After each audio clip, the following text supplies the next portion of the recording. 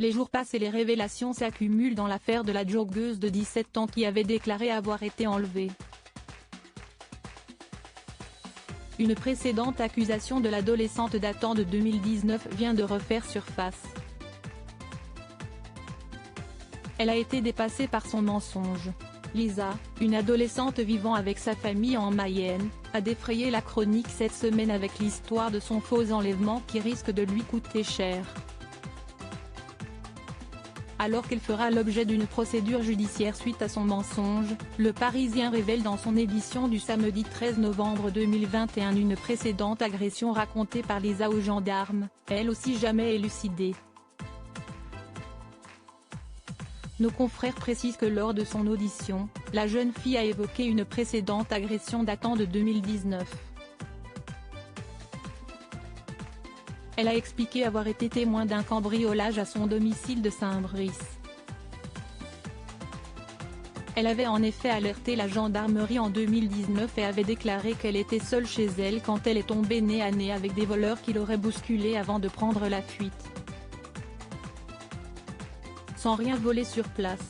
Une source du Parisien précise que Lisa avait à l'époque dressé aux autorités un portrait robot qui correspondait en tout point à la description physique d'un de ses camarades de lycée. Toujours d'après nos confrères, le jeune homme avait été mis hors de cause et l'affaire en était restée là. Suite aux événements récents, les enquêteurs semblent se pencher de nouveau sur cette affaire. Et se demanderaient même s'il ne s'agit pas également d'une histoire inventée par Lisa.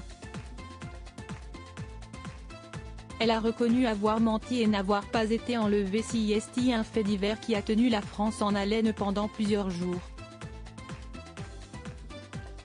Lundi 8 novembre 2021, une adolescente de 17 ans s'était volatilisée en Mayenne, pays de la Loire, après être partie de chez ses parents pour faire un jogging.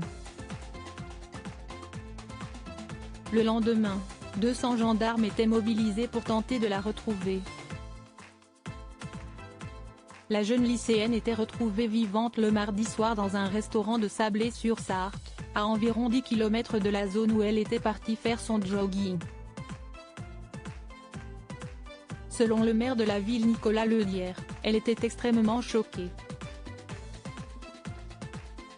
Dans son premier récit aux forces de l'ordre, la jeune lycéenne avait évoqué un enlèvement par deux jeunes hommes, l'emmenant dans une camionnette verte, selon la procureure.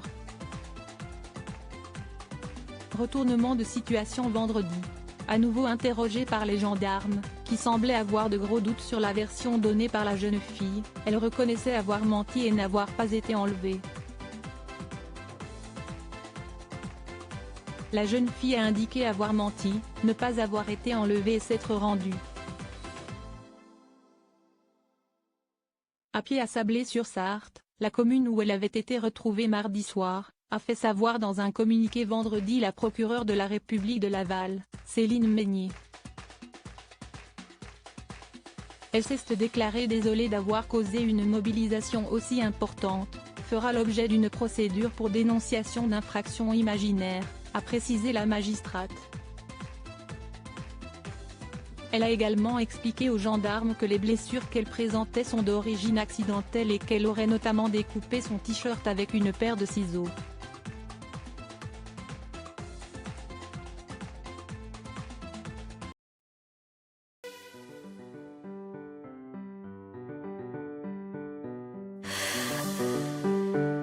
The man I love just had